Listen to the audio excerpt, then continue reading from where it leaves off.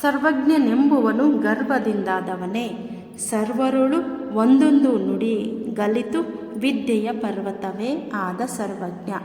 ಸರ್ವಜ್ಞ ಕವಿಯ ಈ ತ್ರಿಪದಿ ಕೂಡ ತುಂಬ ಪ್ರಸಿದ್ಧವಾದಂತಹ ತ್ರಿಪದಿ. ಈ ಸರ್ವಜ್ಞ ತ್ರಿಪದಿಯ ಅರ್ಥ ಏನು ಅಂದರೆ, ಸರ್ವಜ್ಞನೆಂಬುವನು ಗರ್ವದಿಂದಾದವನೇ.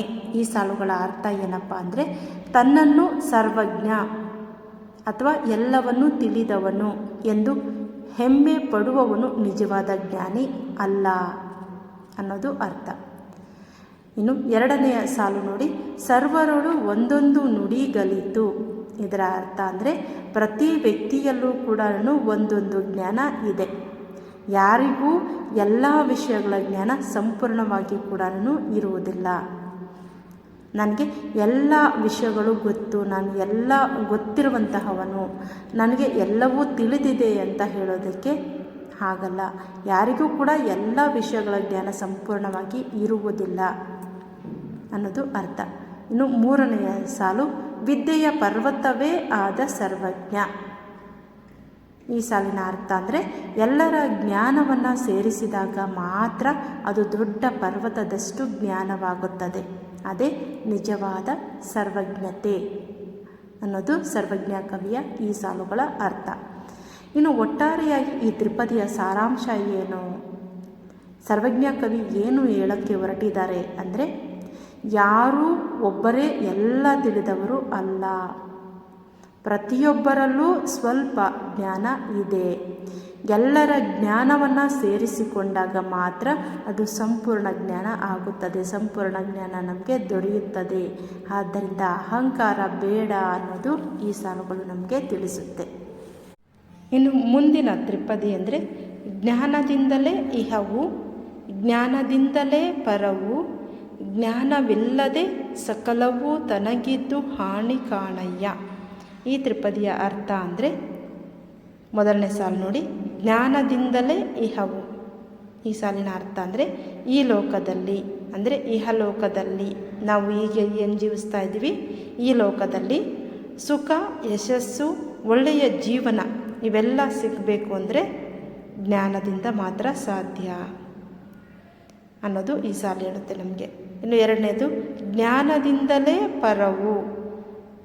ಪರವು ಅಂದರೆ ಪರಲೋಕದಲ್ಲಿಯೂ ಕೂಡ, ಬೇರೆಯ ಲೋಕದಲ್ಲಿಯೂ ಕೂಡ, ನಾವೇನು ಸ್ವರ್ಗ ನರಕ ಅಂತ ಹೇಳ್ತೀವಿ, ಅಲ್ಲಿಯೂ ಕೂಡ ಮೋಕ್ಷ ಶ್ರೇಯಸ್ಸು ಸಿಗುವುದು ಯಾವುದರಿಂದ ಅಂದರೆ ಈ ಜ್ಞಾನದಿಂದ. ಆದ್ದರಿಂದ ಜ್ಞಾನವೇ ಮುಖ್ಯ ಕಾರಣ. ಉದಾಹರಣೆಗೆ, ನಾವು ಜ್ಞಾನ ಇದೆ ಅಂದರೆ ಅದನ್ನು ನಾವು ಒಳ್ಳೆಯದಕ್ಕೆ ಉಪಯೋಗಿಸಿದಾಗ ನಮಗೆ ಮೋಕ್ಷ ಸಿಗುತ್ತೆ, ಶ್ರೇಯಸ್ಸು ಸಿಗುತ್ತೆ ಅಂತ ಹೇಳ್ಬೋದು. ಇನ್ನು ಮೂರನೇ ಸಾಲು ನೋಡಿ, ಜ್ಞಾನವಿಲ್ಲದಲೇ ಸಕಲವು ತನಗಿದ್ದು ಹಾನಿ ಕಾಣಯ್ಯ. ಈ ಸಾಲಿನ ಅರ್ಥ ಅಂದರೆ, ಜ್ಞಾನ ಇಲ್ಲದಿದ್ದರೆ ಎಲ್ಲ ಸಂಪತ್ತು, ಶಕ್ತಿ ಇದ್ದರೂ ಅದು ಕೊನೆಗೆ ಹಾನಿಗೆ ಕಾರಣವಾಗುತ್ತದೆ, ಕೆಟ್ಟದ್ದಕ್ಕೆ ಕಾರಣವಾಗುತ್ತದೆ. ನೋಡಿ, ಜ್ಞಾನ ಇಲ್ಲದೆ ಹೋದರೆ ಎಲ್ಲ ಸಂಪತ್ತು, ಎಲ್ಲ ಸಕಲವೂ ಕೂಡ, ಶಕ್ತಿ ಇದ್ದರೂ, ನಮ್ಮ ಹತ್ರ ತುಂಬ ಶಕ್ತಿ ಇದೆ ಆದರೆ ಜ್ಞಾನ ಇಲ್ಲ, ಶಕ್ತಿ ಇದ್ದರೂ ಅದು ಕೊನೆಗೆ ಕೆಟ್ಟದ್ದಕ್ಕೆ ಕಾರಣವಾಗುತ್ತದೆ ಅನ್ನೋದು ಹೇಳುತ್ತೆ. ಒಟ್ಟಾರೆಯಾಗಿ ಈ ತ್ರಿಪದಿಯ ಅರ್ಥ ಅಂದರೆ, ಜ್ಞಾನವೇ ಜೀವನದ ಮೂಲ.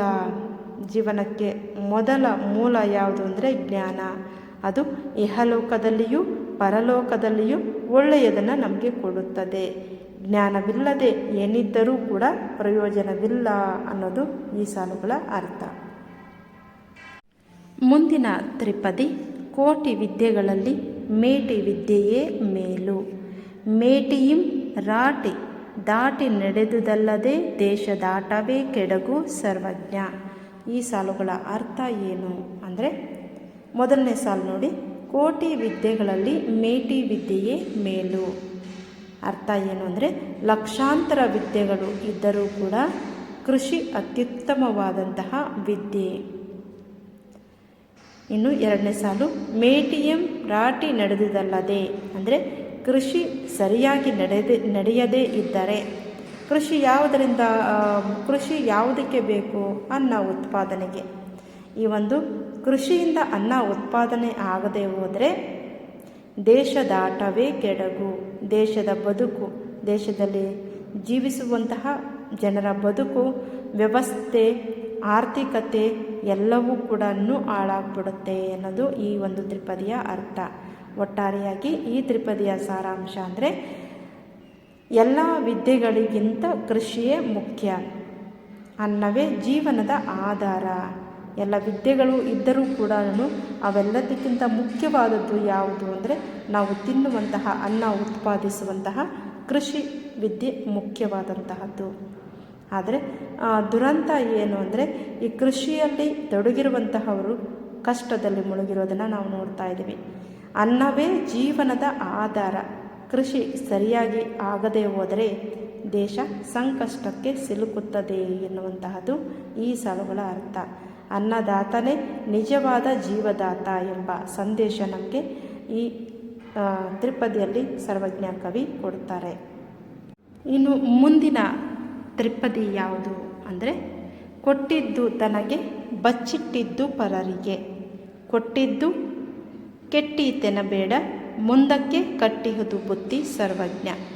ಈ ತ್ರಿಪದಿಯ ಅರ್ಥ ಅಂದರೆ ಮೊದಲನೇ ಸಾಲು ನೋಡಿ, ಕೊಟ್ಟಿದ್ದು ತನಗೆ ಅಂದರೆ ನಾವು ಇತರರಿಗೆ ಕೊಟ್ಟ ಸಹಾಯ ಅಥವಾ ದಾನ ಅದು ನಮ್ಮದೇ ಆಗಿ ನಮಗೆ ಪುಣ್ಯವಾಗಿ ನಮ್ಮ ಜೊತೆ ಇರುತ್ತದೆ.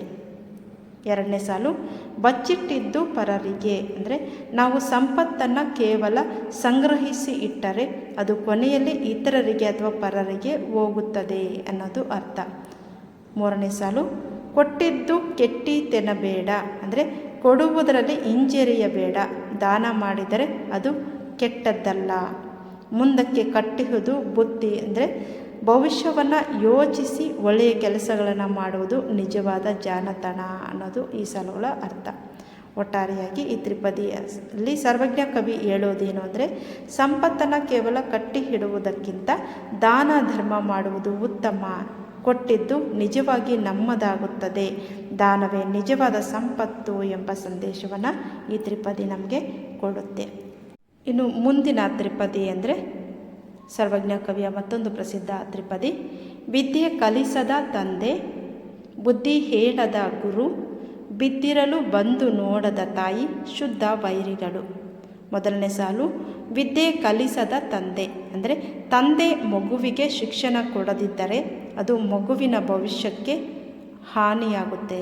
ಅಂತಹ ತಂದೆ ಶತ್ರುವಿನಂತೆ. ಎರಡನೇ ಸಾಲು, ಬುದ್ಧಿ ಹೇಳದ ಗುರು.